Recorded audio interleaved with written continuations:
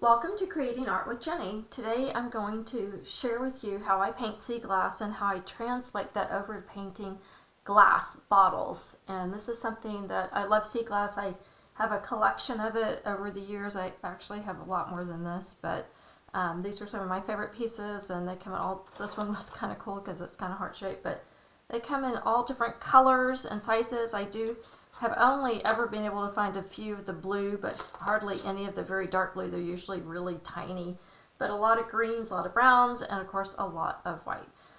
So I hope that my tutorial today helps you to understand that just by painting with values and showing highlights and shadows can help you create a realistic approach to your glass painting in general. Let's get started.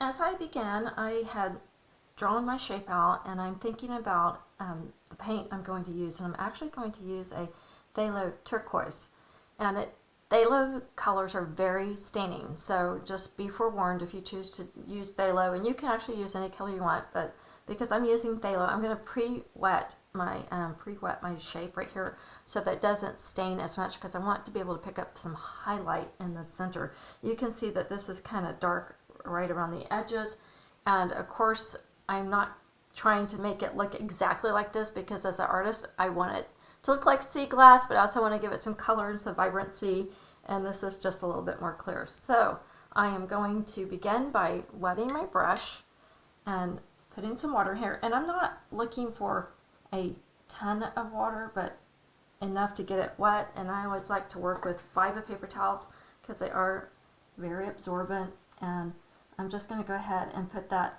closer onto the edge, but not all the way to the edge. And then as I come in with my phthalo, I'm thinking lighter. So remember, I talked about values, and values are important when you're painting, and always starting off with just a light value is helpful, because you can always go darker in watercolor, but it's always harder to go lighter. So especially on these lighter color pieces, you do not want to get it too dark to begin with, or it will not get to where you want it to be. So I have it setting like that, and I want to highlight, so I'm going to come in, and I dried my brush off with my paper towel, and I'm going to pick up some of the watercolor. And I am using 300-pound Arches watercolor paper, which I find very forgiving. It stays wet for a long time, so you can actually come in and pick up the watercolor pretty well. And if you're not getting the exact look of what you want, you can also just come in and kind of moisten it with your paper towel a little bit to pick up some of these highlights. So like I said, I'm looking for it to be lighter in the middle, and this one does actually kind of bow a little bit, so I'm going to try to create a shadow below that shows that. And as I can see, I'm going to go back in and add a little bit more to the sides, but I'm not using a lot of water on this one. So I'm going to stick with the edges, and you'll see that how wet it is, because you can see it still kind of flows. And this is what I'm looking for right now. And it won't flow all the way to the middle, because remember, I did dry it with the paper towel. So there we go. I'm going to let that be. Maybe come down to the edge, and I am going to go back in one more time once it's a little bit more dry, and add a darker value in there. So right now I basically have, even though it's not completely white, I know it's harder to tell under my video, but this still has a tint of blue, darker, and then the edges are even darker than that. And we're going to do one more value of darker, and I'm going to switch paintbrushes, and I'm also going to let this dry for a second. So I have let it's dry, pretty dry, and I'm going to come around the edges and show some depth, because it is definitely, this has got some thickness to it. It is not just flat. So I'm going to come in and use a more pure color of the phthalo, adding some thickness. And I don't want my lines to be the exact same thickness, because that just does not show reality. You always want to vary your thickness, vary your values. Everything is very, very, very, very, very, very, and it helps you to look more realistic, because we know nothing is really the same in nature. And at the very end, I'll go in and add highlights, and I'll show you how to do that. But that's going to be more towards after I've painted all of my Seaglass. I like to get that done all in one fell swoop. And this is, I mean, I am not following exactly what my glass looks like. I'm kind of going off on my own a little bit and seeing what I like. And I might come in with just a little bit more dark in just a few areas, just to kind of draw your eyes to show the depths. Remember, the darker, you know, if you don't have that, sometimes that really dark value in there, it doesn't look realistic. It's like when you're painting a flower. If you want to be able to see the 3D dimension, you've got to have that center be really dark.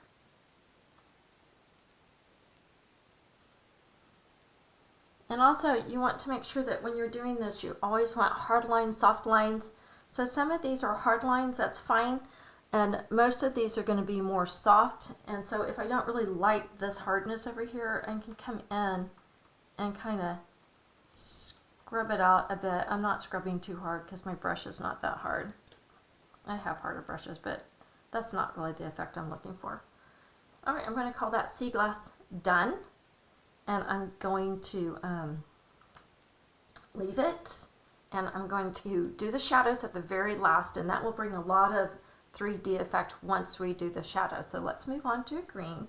And this is a solid piece of, I mean, there's no shine on it, just the way it was, it came out in the surf.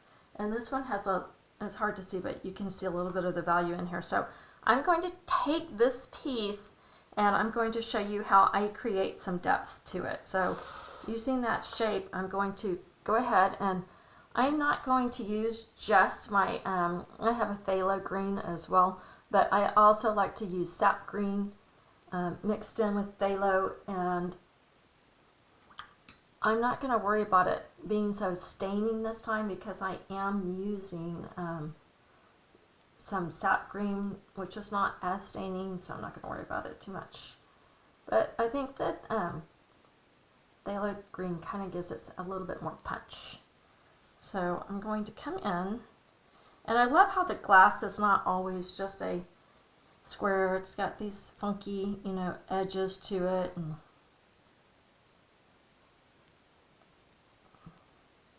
And if you happen to leave a little highlight, natural highlight, that's fine. You can do that. All right, so mine's going to be a little wonky like that, and I'm going to let it dry. All right, it's a bit dried, and I also focused in a little bit more so you could see what I'm doing on my smaller ones.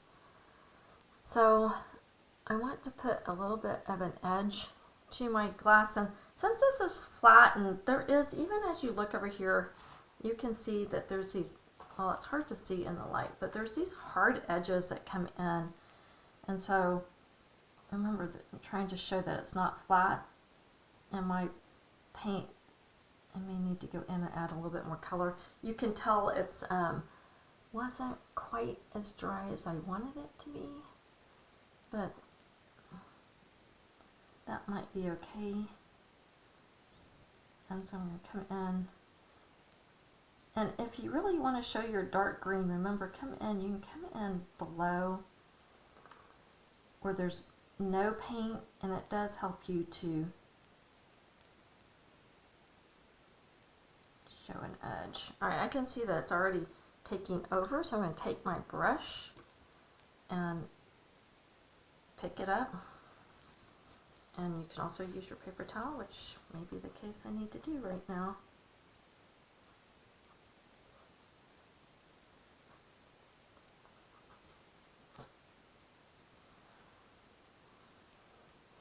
And I also do really want to come in with some of this darker green right here. I don't.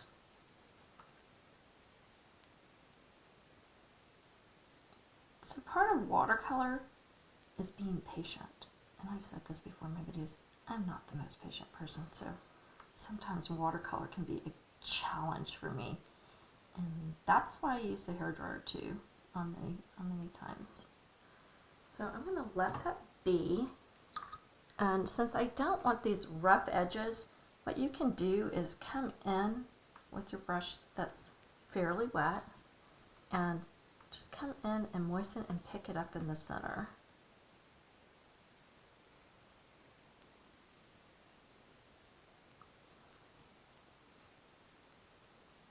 It's amazing what you can do with just a brush.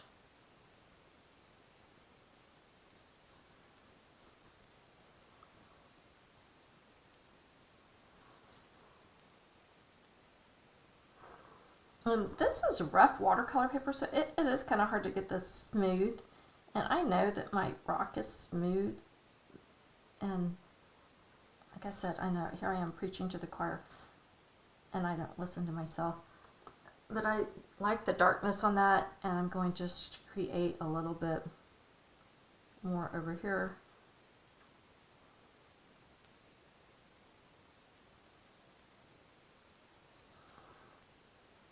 So trying to show some 3D. Right, so I'm going to leave that for my green. And then for my brown, let's do a brown is fun because you can play with different colors. There's all sorts of colors that you can do when you do brown. And you can start with a brown, and I sometimes like to put a, I really do like to add some purple in there a little bit. You know, the brown colors, glass can be so varied. It just depends on, you know, how it's been tumbled and where it comes from. So here we go. We'll just make I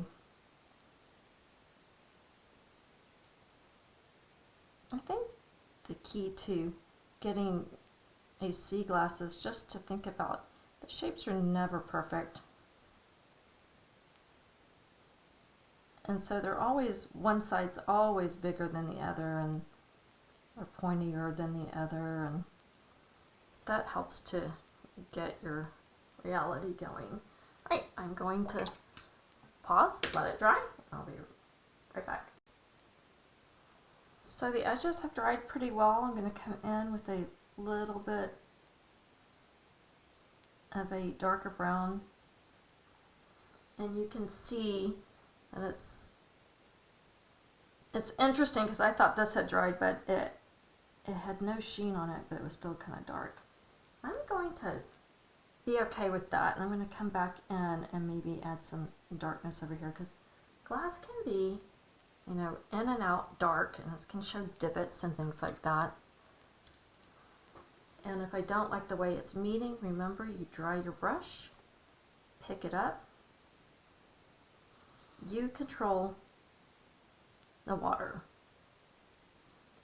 And I will tell you that it does matter if you have good paper or not, whether you can do this. If you are not using really strong paper, then picking things up, especially with the phthalos, it's not going to work. It's just too hard.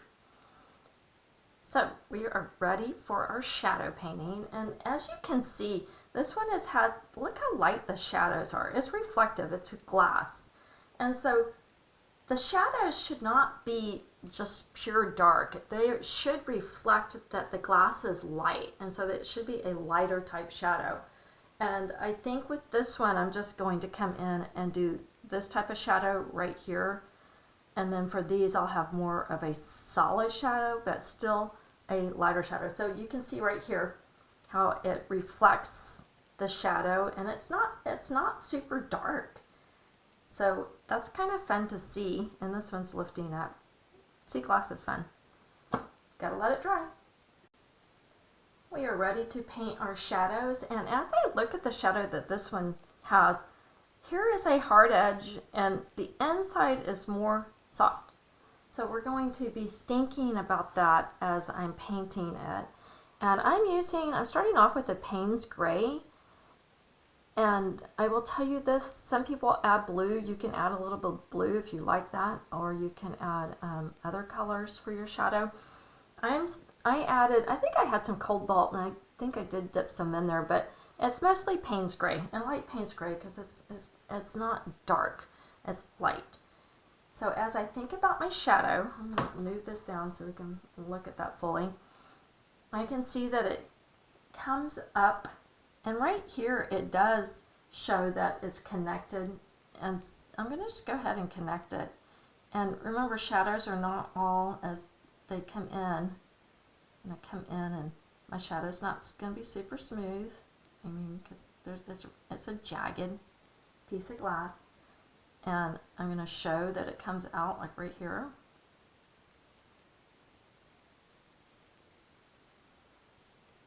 And then I'm going to start leaving.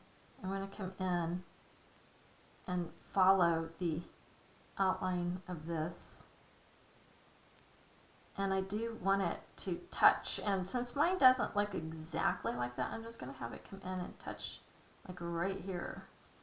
So I'm going to go back over this line and make it a little bit thicker, but it's not going to be, trying not to make it the same thickness, showing where it may come in. And this is my, I'm going to come back and dry off my brush and kind of soften that edge, but here we go.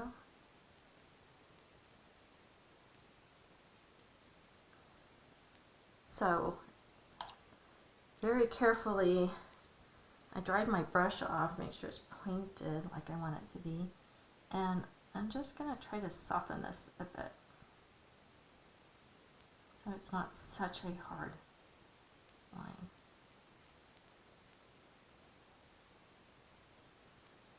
There we go. That's pretty good. And if you're not happy with it, you can go back in and pick it up. But I'm trying to be careful because I don't want to take away my highlight of that white. Alright, gotta call it done. Remember, if you think you're done, your gut, you better listen to it, because sometimes I can overdo things, and that's when you make mistakes. Sometimes it's better just to do it, walk away from it, and go, okay. When you walk away from it, sometimes you go, oh, well, that was better than I thought. So as I'm looking at this one, I'm just going to, I hate it when you get these little hairs. Pull that off. And this one's going to be more solid. I was painting that one, the shadow on that one. All right, stick with focus, focus, focus. Okay, so as I come in, sticking to the edge, and I like how this one has just a slight little ridge right here. And no light, there's no white showing on this one. So I've got my shadow on this one, and then on my green one, I guess I could kind of move this over here if I wanted to see what it really looked like, and it just has a little shadow at the end. So I'm just going to put a little shadow right here. Shadows are fun because it makes sure, it really does at the end of the day, it makes sure drawing look realistic. And see, I messed up right here. It's okay. Just make it go down. If you do things like that, don't get mad at yourself. Just try to make it look better, and it will. And since this is a pretty dark green, I am going to darken this just a tidbit, just so that you can see the shadow. And because the paper is rough watercolor paper, it's really hard to get it smooth. Okay, so that's my Seaglass. Can you tell which one's real and which one's fake? Real, real, real, fake, fake, fake. Okay. Now, how does that translate into painting glass bottles? I have been working on glass bottles for a while, and I find them challenging. So this is what I came up with that really, for me, kind of helped me figure it out, because I started thinking about Seaglass and how you have different value changes, right? You have your light, your medium, and your dark, and it can have 3 or 4 or 5 different value changes, but value changes is really what you're looking for when you're trying to create 3D, anything 3D, and to create a something that looks real.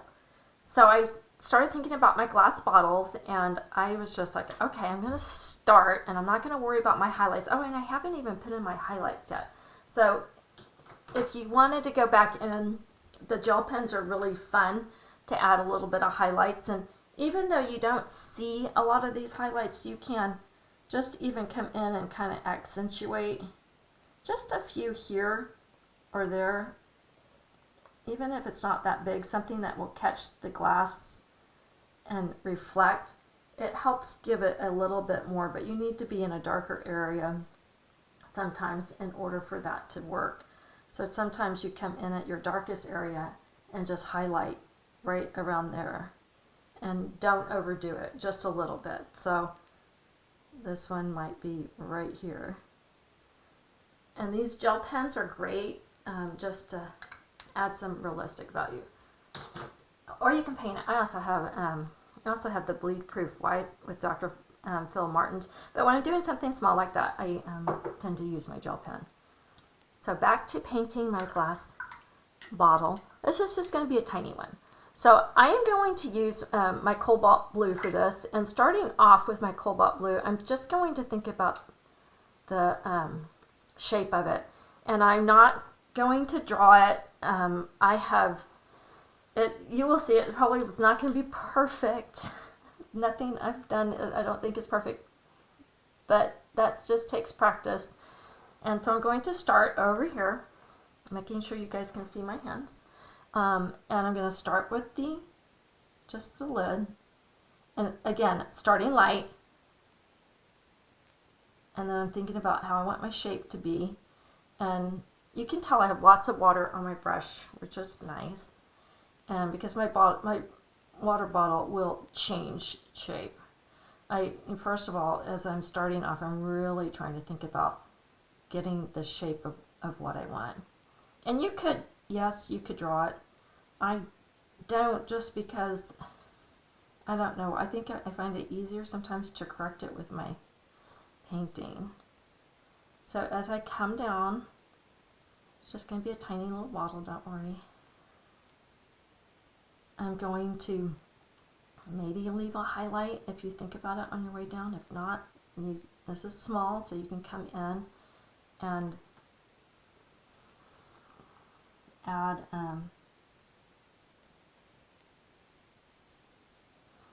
with the gel pen.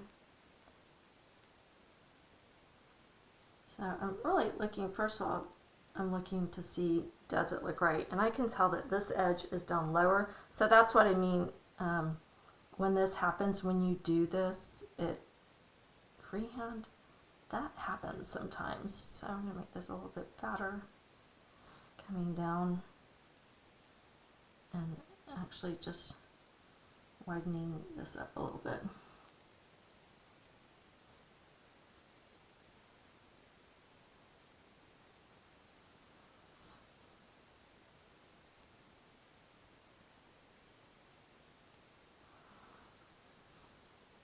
And it is a little bit crooked, so I'm going to come over here and add it. Sometimes drawing it does make it a little less crooked, for sure.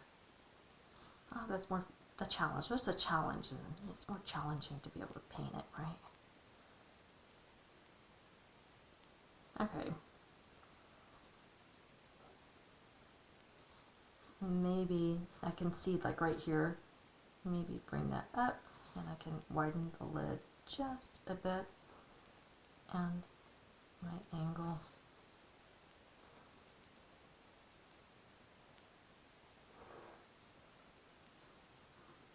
I'm going to call that good enough.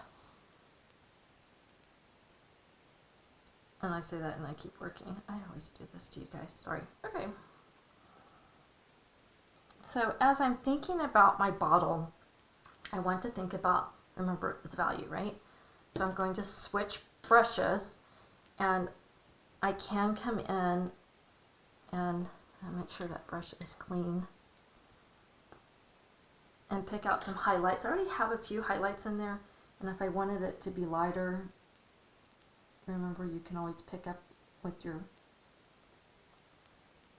I'm going to pick a little bit up right there. So I have a little bit of a change going on in there, and I need to go back in while it's still wet,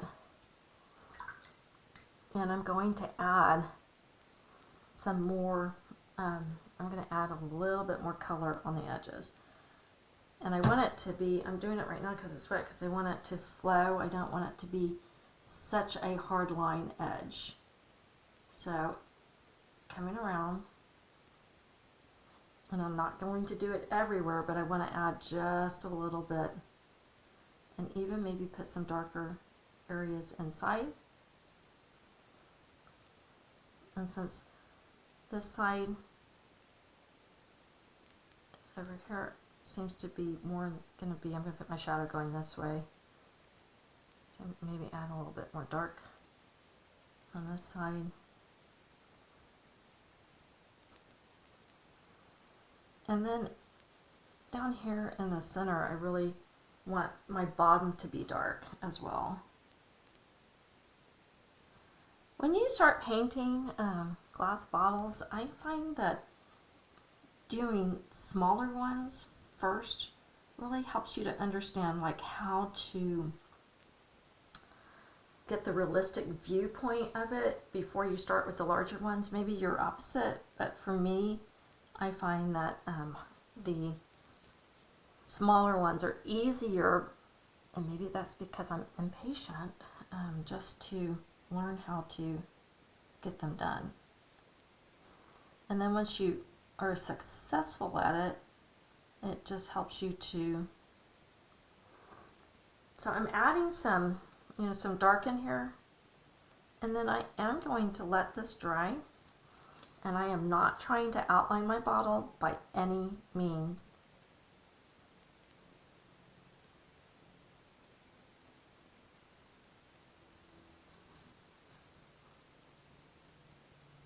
So I've dried off my brush.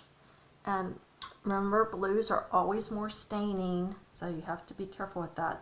Sometimes just painting like a clear bottle with black and white is a little bit easier. Okay, so I'm going to let that dry. I'm going to go in, and then I'm going to add my dark values, but I need to let it dry for a second. It should be fairly dry by now, and I can also see that I had a few areas that it was off over here, so I'm going to come in before I add my dark. I'm just going to smooth that out with my brush.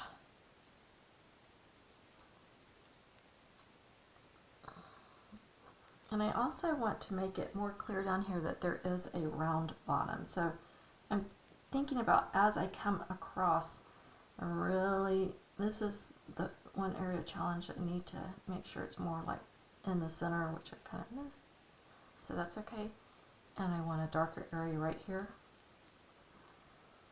And then I'm going to even go a little bit darker. And hopefully this is not too dark. If it is, I'll just stop and readjust. So the edge at the bottoms of the bottles are really pretty dark, right? Look at me, I'm not painting right. That's okay. And the edges too, as they come up, they're a little. So I'm going to show you what we're going to do with this. Don't worry about it. All is not lost. Sometimes you think you make these mistakes, and they're also fixable. You have a little bit of patience. So remember, you want to think about your hard lines, your soft lines, and how to make it look realistic. So I want a little bit of a hard edge under here, the top, maybe the lip right here. I'm going to rinse off my brush, and then I want to go back and think about my hard lines and my soft lines. So I'm going to soften some of this in here.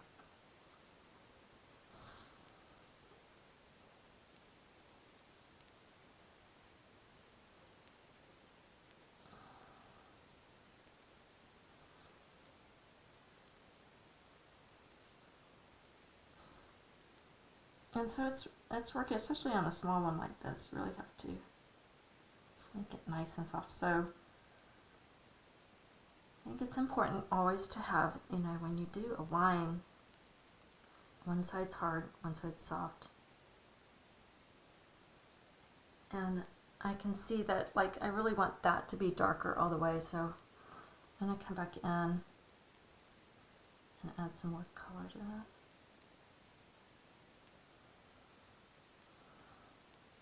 And that's my hard edge. And I'm not going to worry too much about, I like to add a little bit of a swirling motion at the bottom. So I have this going on, and then I do have some hard edges up here, so I'm going to come back up. Let's soften them a bit.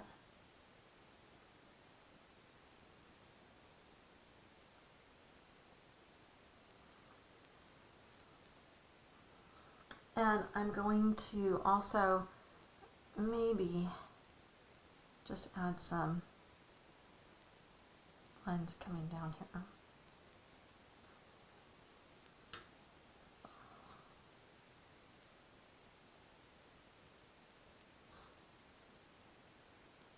And I like to find where I have my highlights and kind of come in and maybe add some different values going in over here. And even coming down and around, you're not trying to spell everything out, but it's suggestion. So we know it comes down. All right, I'm going to stop right there. And you know that when I say stop, I really don't mean stop, because I'm always finding things I can come back in and paint. But I am going to, should leave this alone. And then we add our highlights, and we add our,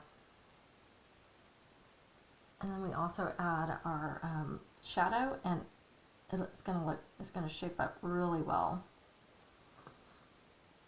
All right, so there we go. Done. And except for the highlights and the shadow, so I'm going to let it dry. We are ready to add the shadow, and since this is a blue bottle, I am basically using mostly blue with just a tinge of the Payne's gray, and it will be reflective of that, so it's just going to come off to this side.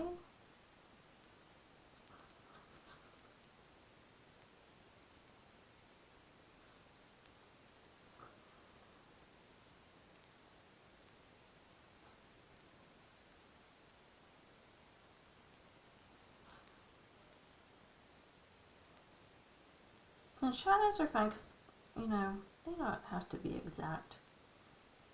It's okay if it's wonky. Remember, you're just trying to create the reality of a shadow.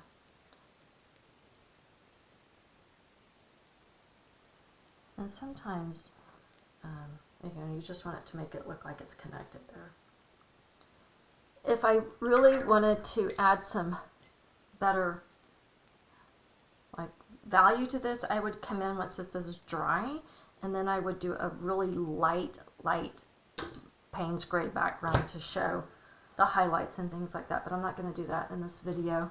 But I am going to go back and add my highlights with my gel pen. You definitely have to have some highlights on your bottle to show, because it's glass, and it's more transparent glass. So, and sometimes when you do the highlights down in front right here, it really does pick it up. So, not too many, but enough. And it is fun to play with the gel pen. So that's how I feel Seaglass translates into painting glass bottles.